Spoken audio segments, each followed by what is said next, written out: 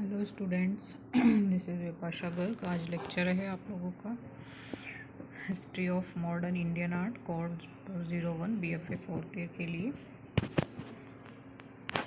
तो हम बात कर रहे थे टॉपिक चोलामंडल कला दृश्य के बारे में। ईयर है जिसका 1966। हमने पिछले टॉपिक में बात की थी इसी पीपीटी पे। जो पन्नीकर जी थे उन्होंने कला धारा चलाने का अवश्य प्रयास किया, जो उसके साथ ही धराशायी हो गई थी। मतलब जो उन्होंने कला धारा चलाई थी वो उसके साथ ही धराशायी हो गई थी। इसी कारण से जो मद्रास कला परिदृश्य है वो आंदोलन न होकर व्यक्तिगत कला धाराओं को लेकर उपस्थित हुआ। यह प्रगतिशील दृष्टिकोण ही था। आगे बात करते हैं। वर्तमान में 20वीं शताब्दी के कलाकार समूहों की महत्ता नगण्य हो गई। यानी जो 20वीं शताब्दी के जो कलाकार समूह हैं उनकी महत्ता नगण्य हो गई थी। तत्कालीन समय में भारत स्वतंत्र हुआ ही था, यानी तभी उस समय में जो भारत था वो स्वतंत्र हुआ ही था। फलतः भारतीय कला की असीमता बचाते हुए नवीनता को ग्रहण करते हुए तथा अंतर्राष्ट्रीय समकालीन कला के साथ चलने के लिए कलाकारों को एक सामुदायिक भावना तथा मंच की आवश्यकता थी। ठीक है, यानी जो भारतीय कला थी उसकी असीमता को बचाते हुए उन्होंने नवीनता ग्रहण की थी, और जो अंतर्राष्ट्रीय कला थी उसके साथ चलने के लिए कलाकारों को एक सामुदायिक भावना तथा मंच की आवश्यकता थी। आज कलाकार निजी शैली के विकास के साथ स्वयं की पृथक पहचान व अस्तित्व बनाने में व्यस्त हैं। यानी जो आज के कलाकार हैं वो निजी शैली, जो भी उनकी शैली है उसके विकास के साथ ही वो स्वयं की खुद की पहचान भी अलग बनाने में और अस्तित्व बनाने में वो व्यस्त हैं। हाँ, उसे सर्जन करने के लिए आज के मशीनी युग में एक स्थान की आवश्यकता अवश्य है। यानी उनको सर्जन करने के लिए जो आज का टाइम जो है हमारा वो मशीनी युग है, तो उसमें उनको एक स्थान की आवश्यकता ज़रूर है, इसमें ये बताया गया है। और इसी कारण वह किसी संस्था या ग्रुप से जुड़ना चाहता है। मतलब इसी वजह से फिर वो संस्था या फिर किसी भी ग्रुप से जुड़ना चाहते हैं जो कलाकार हैं। आज ऐसे अनेक केंद्र, संस्थाएं तथा ग्रुप हैं जिनके अपने भवन हैं। मतलब आज के टाइम में तो काफ़ी हो चुकी हैं संस्थाएं भी, केंद्र भी और ग्रुप भी। पहले के अकॉर्डिंग अब काफ़ी बन चुकी हैं, जिनके अपने भवन भी हैं, स्टूडियो भी हैं, जो कलाकार को स्थान उपलब्ध कराते हैं ना। यानी आज का जो टाइम है हमारा उसमें बहुत सारे केंद्र बन चुके हैं, अब संस्थाएं भी हो चुकी हैं और ग्रुप भी ऐसे कहीं बन चुके हैं जिन्होंने अपने भवन बना लिए हैं, जिनके अपने स्टूडियो भी है ना, जो कलाकार को स्थान उपलब्ध कराते हैं, ये सोचते हुए कि कलाकारों को आगे बढ़ने के लिए सपोर्ट ज़रूरत होती है। तो बहुत लोग आर्टिस्ट हैं ऐसे जो इस तरह का काम करते हैं ना।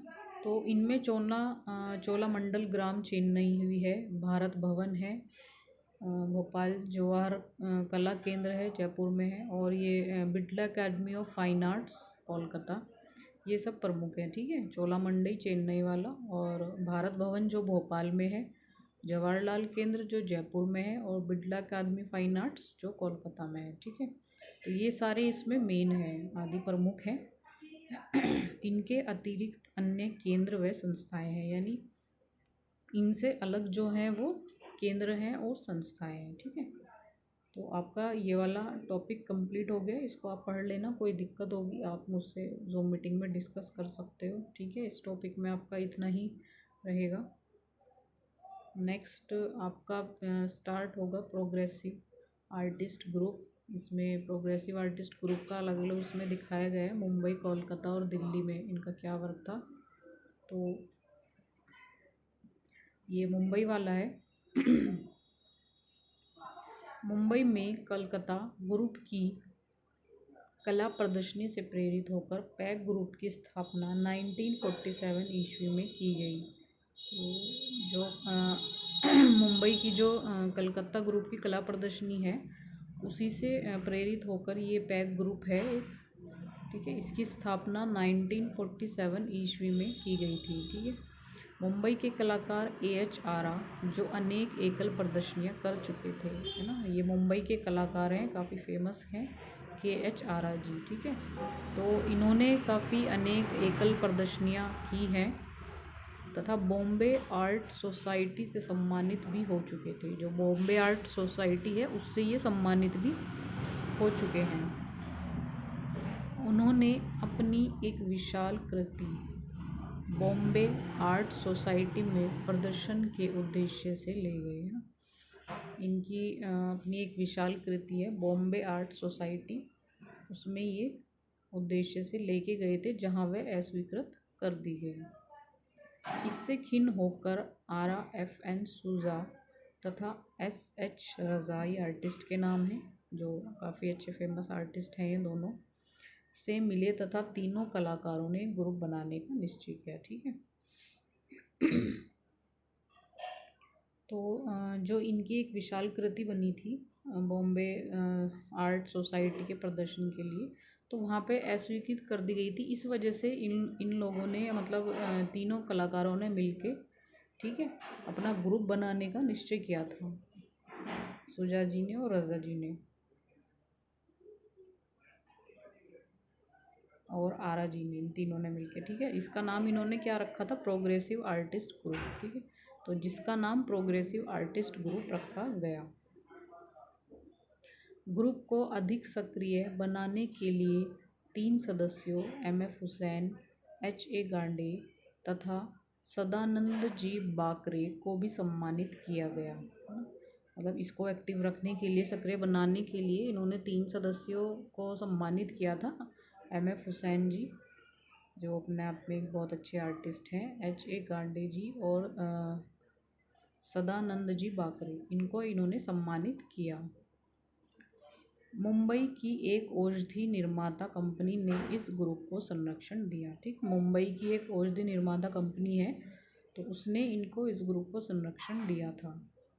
घोषणा पत्र में ग्रुप के नाम की व्याख्या की गई तथा प्रो का अर्थ यानी आगे, अर्थात फॉरवर्ड से है जहां हम जाने जाते हैं, है ना, तो उसका नाम क्या रखा गया, प्रो, यानी प्रोग्रेसिव आर्टिस्ट ग्रुप। इसको यानी क्या बोलते हैं, फॉरवर्ड, जहां हम आगे जाना चाहते हैं। पैग के कलाकारों ने रचनात्मक एवं कलात्मक स्वतंत्रता पाने के लिए राष्ट्रीय आदर्शवाद तथा सामाजिक व पारंपरिक भ्रांतियों को अनदेखा किया। ठीक है, तो जो पैग के कलाकार थे उन्होंने रचनात्मक और कलात्मक स्वतंत्रता के लिए राष्ट्रीय आदर्शवाद तथा सामाजिक व पारंपरिक भ्रांतियों को उन्होंने अनदेखा किया था। मतलब जो भी सामाजिक परंपराएं होती हैं, तो जो जितनी भी जिसकी भ्रांति थी उन सबको उन्होंने अनदेखा किया था। ठीक है, तो आप ये ध्यान रखिएगा कि इस ग्रुप को सक्रिय बनाने के लिए उन्होंने 3 सदस्यों को सम्मानित किया था, MF हुसैन, HA गांडे तथा सदानंद जी बाकरे, इनको इन्होंने सम्मानित किया था। ठीक है, और इस ग्रुप को संरक्षण दिया था मुंबई की एक औषधि निर्माता कंपनी ने। और घोषणा पत्र में ग्रुप के नाम की व्याख्या की गई थी प्रो, और प्रो का अर्थ होता है यानी आगे। ठीक है, फॉरवर्ड, जहाँ हम आगे जाना चाहते हैं। पैग को कलात्मक ऊंचाइयों पर तथा नवीन दिशा देने में फ्रांसिस न्यूटन सूजा की महत्वपूर्ण भूमिका रही। यानी पैग ग्रुप को कलात्मक ऊंचाइयों पर तथा नवीन दिशा देने में फ्रांसिस न्यूटन सूजा, ये आर्टिस्ट का नाम है, नवीन दिशा देने में, यानी जो ये ग्रुप था इसको मतलब कलात्मक ऊंचाइयों पे और एक नई दिशा देने के लिए जिसने भूमिका निभाई थी, महत्वपूर्ण भूमिका निभाई थी, वो कौन थे, फ्रांसिस न्यूटन सूजा। ठीक है, तो इन्होंने महत्वपूर्ण भूमिका निभाई थी पैग को ऊंचाइयों तक और नवीन दिशा देने के लिए। इस वर्ष की आयु में JJ स्कूल ऑफ आर्ट से विद्रोही प्रवृत्ति के कारण निकाले गए सूजा ने इस समय तक मुंबई कला जगत में एक कलाकार के रूप में स्वयं को प्रतिष्ठित कर लिया था ना। यानी इस वर्ष की आयु में जे स्कूल ऑफ आर्ट से जो विद्रोही प्रवृत्ति के कारण वे निकाले गए थे, यानी सूजा जी निकाले गए थे, तो उन्होंने इस समय तक मुंबई कला जगत में एक कलाकार के रूप में उन्होंने स्वयं को प्रतिष्ठित कर लिया था। सूजा को पैक का महासचिव बनाया गया, जिसका कार्य ग्रुप की विचारधारा तथा उद्देश्यों के अनुसार कैटलॉग तैयार करना था। यानी जो सूजा जी थे उनका ग्रुप का जैसे एक महासचिव बनाते हैं, तो उनको महासचिव बनाया गया था, जिनका कार्य क्या था कि ग्रुप की विचारधारा तथा उसके जो उद्देश्य थे उसके अकॉर्डिंग एक कैटलॉग तैयार करना था। ठीक है, जैसे सबको अलग अलग वर्क देते हैं, तो सूजा जी को इन्होंने महासचिव बनाया था। उनका वर्क था कि जितने भी ग्रुप थे कार्य ग्रुप थे उसकी विचारधारा और जो उसके उद्देश्य थे उसकी कैटलॉग तैयार करना था। इस समय उन्होंने अपने चित्रों में अभिशप्त अंधेरे संसार, अजनबी सी आकृतियों का चित्रण किया। मतलब ये उस टाइम की बात है जब उन्होंने अपने चित्रों में अंधेरे संसार और अलग अजनबी सी आकृतियों का चित्रण किया था, किंतु रेखांकन में शास्त्रीय नियंत्रण आदित्य रहा। मतलब जो रेखाएं थी उनकी, उसमें उनका नियंत्रण बहुत ही अच्छा था, कमाल का। ठीक है, तो आज की वीडियो में इतना ही है, बाकी आगे कल डिस्कस करेंगे।